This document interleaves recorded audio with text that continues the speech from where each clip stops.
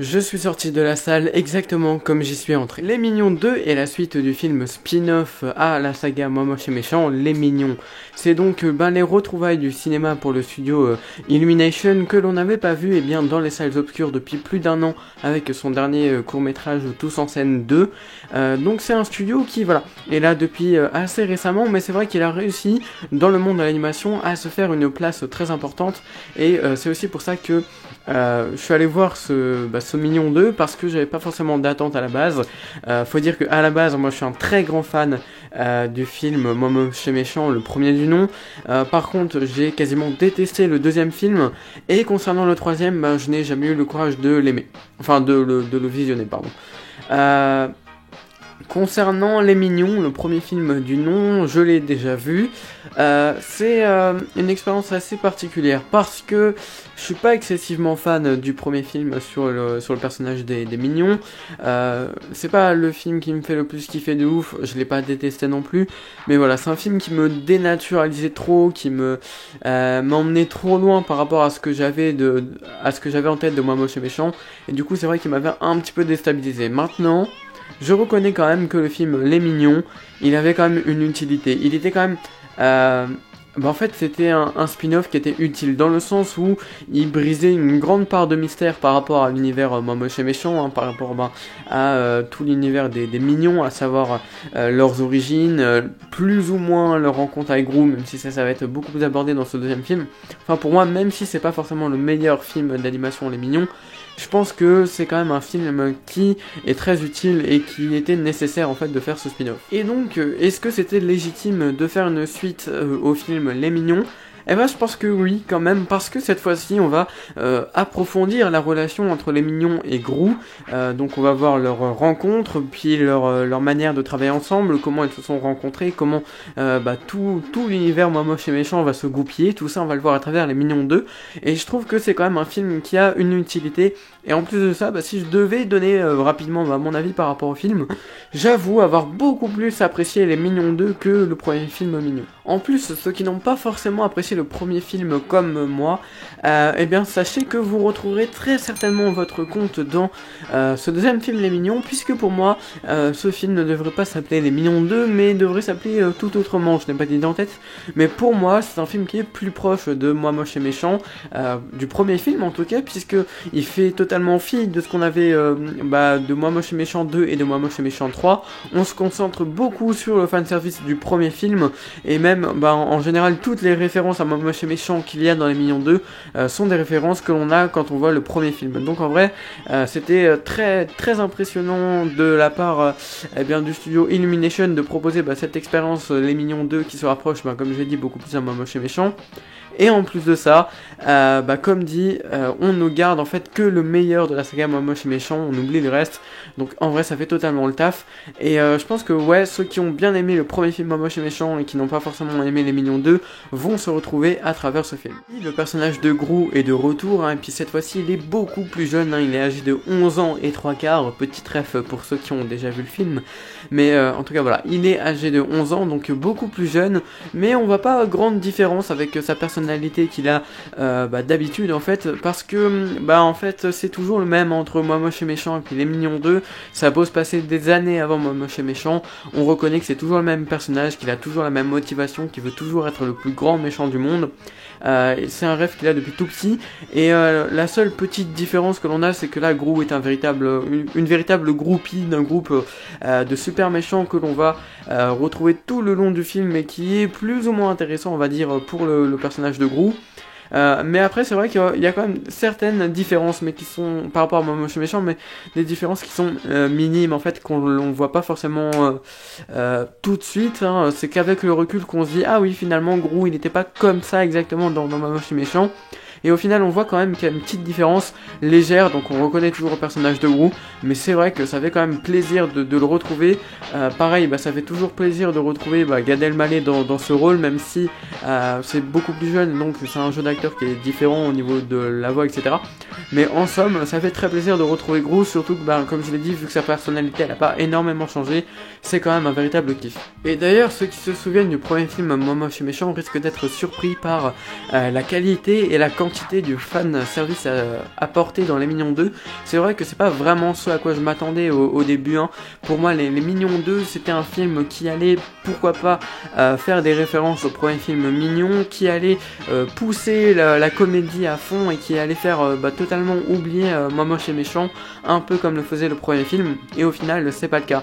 On a un fan service de très très grande qualité, qui est, je dirais, subtil, mais en même temps pas trop, c'est-à-dire qu'il y a un parfait mélange entre subtilité et puis gros forçage dans le fanservice, mais même quand c'est du gros forçage, je trouve ça quand même intéressant et toujours kiffant en fait d'avoir ce mélange-là dans le fanservice. Donc il y a des personnages du premier film qui vont revenir à travers Les Mignons 2, il y aura aussi des situations du film Les Mignons 2 dont on verra l'aboutissement dans le film Moi Moche et Méchant. Donc c'est un film qui va apporter les bases en fait de Moi Moche et Méchant, alors que Moi Moche et Méchant a apporté en fait les bases à Mignon 2. C'est un peu contradictoire dit comme ça, mais c'est comme ça qu'il faut le prendre et c'est comme ça que je l'ai vu. Donc en vrai, en termes de fanservice, c'est vrai que là aussi j'étais étonné de la qualité proposée et aussi de la quantité, parce qu'il y en a vraiment beaucoup et ça je m'y attendais pas forcément. Et puis pour rapidement revenir sur le personnage de Gru, comme je l'ai dit, il n'y a pas beaucoup de différence, mais la principale que l'on perçoit dans Les Mignons 2, c'est que c'est un personnage qui est devenu, qui était du coup plutôt craintif, qui avait peur de pas forcément de se mettre en avant, mais qui avait peur de se louper, peur de l'échec un petit peu, et en fait voilà, il a quand même changé, mais c'est quand même le Gru très très motivé qui est prêt à tout pour décrocher la lune, sans mauvais jeu de mots, mais enfin voilà, il est prêt, il est investi, et en fait il y a quand même ce petit changement là qui fait quand même du bien, parce que c'est vrai que voir le même personnage alors qu'il est âgé de 11 ans, ça n'aurait pas forcément été extraordinaire. Et en termes de scénario et d'histoire, on est sur quelque chose de beaucoup moins original que le premier film Mignon. Néanmoins, ça passe quand même, parce que c'était un scénario qui avait tendance à faire perdre son public, dans le sens où les fans de Moi Moche et Méchant ne s'y retrouvaient pas. Ici, comme je l'ai dit, c'est pas le cas. Et en plus de ça, l'histoire, alors c'est une histoire assez banale où Gru va voler un objet, puis il va y avoir des conséquences qui vont arriver, etc. Et enfin bref, c'est toute une histoire de vol d'objets, de revol d'objets, de perte de cet objet, puis de règlement de compte. Enfin c'est une histoire très très banale en somme, mais ça fait du bien parce que surtout après le premier film Moi Moche et Méchant, donc dans Moi Moche et Méchant 2, on avait un scénario peut-être trop original qui partait beaucoup trop loin dans des délires. Justement c'était trop poussé, c'était trop Moi Moche et Méchant 2. Peut-être que je reviendrai dessus sur la chaîne, parce qu'il y a pas mal de choses à dire sur ce film, mais c'est vrai que j'avais tendance à m'y perdre. Moi Moche et Méchant 3, comme je l'ai dit, je l'ai pas vu. Alors certains diront que le premier film Moi Moche et Méchant va aussi très loin dans le délire. Peut-être, Moi Moche et Méchant, ils ont aussi volé la lune, mais néanmoins on y croit. Il y a quelque chose qui fait que, voilà, on y croit quand même à ce vol de la lune en fait.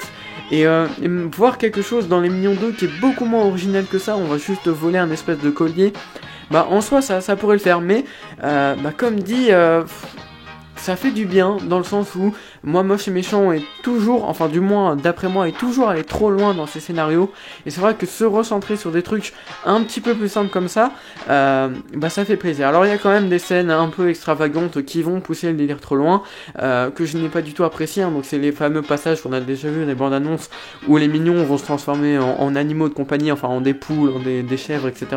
Et malheureusement c'est le passage que j'ai moins aimé du film, et malheureusement il s'avère que c'est son climax. Mais dans l'ensemble du film, c'est un scénario, disons, terre à terre, si ce n'est qu'il y a des créatures qu'on appelle les mignons qui sont là tout le temps, mais en soi ça passe, et c'est beaucoup moins original, mais comme dit, ça fait vraiment du bien. Sinon en termes d'animation 3D et de films d'animation tout court, en fait, ça révolutionne pas le genre, Alors on reconnaît qu'on est en 2022, on sent quand même la qualité de l'animation, mais j'ai envie de dire, par rapport à d'autres films d'animation qu'on a eu récemment au cinéma et sur Disney+, faut quand même dire que c'est très clairement en dessous.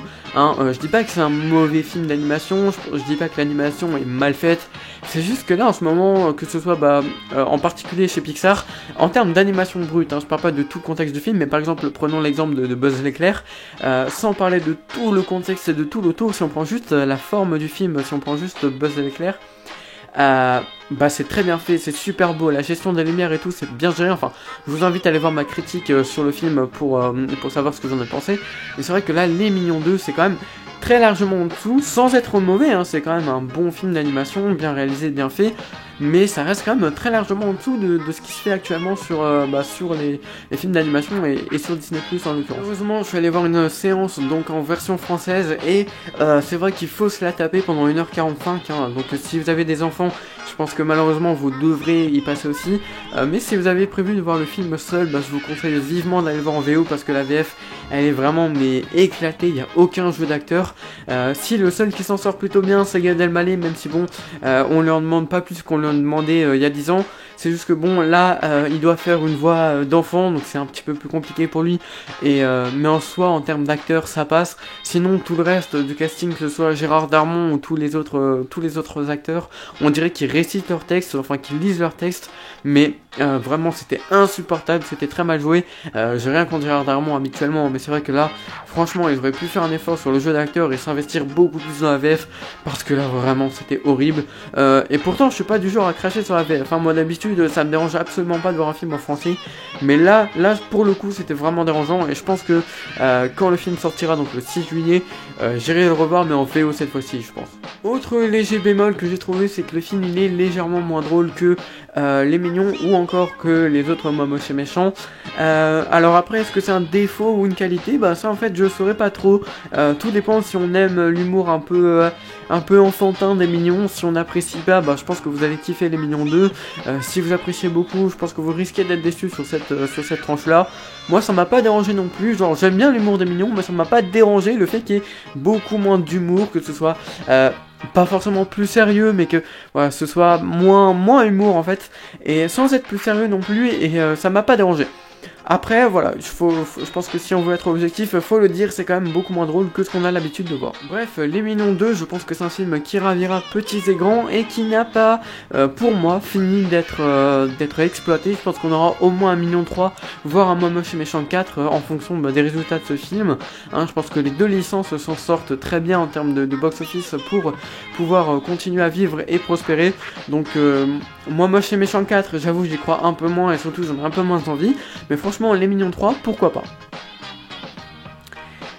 Et donc c'était tout pour cette critique sur Les Mignons 2, donc je vous invite quand même à aller le voir au cinéma. Si le film vous a plu, que vous l'avez déjà eu l'occasion de voir, ben n'hésitez pas à me dire ce que vous en avez pensé dans les commentaires, à me dire ce que vous avez pensé de la vidéo. N'hésitez pas aussi à vous abonner et à mettre un petit pouce bleu, ça fait toujours plaisir, voilà, ça ne se refuse pas. En tout cas nous on se dit à la prochaine pour une nouvelle vidéo, c'était Hugo, ciao.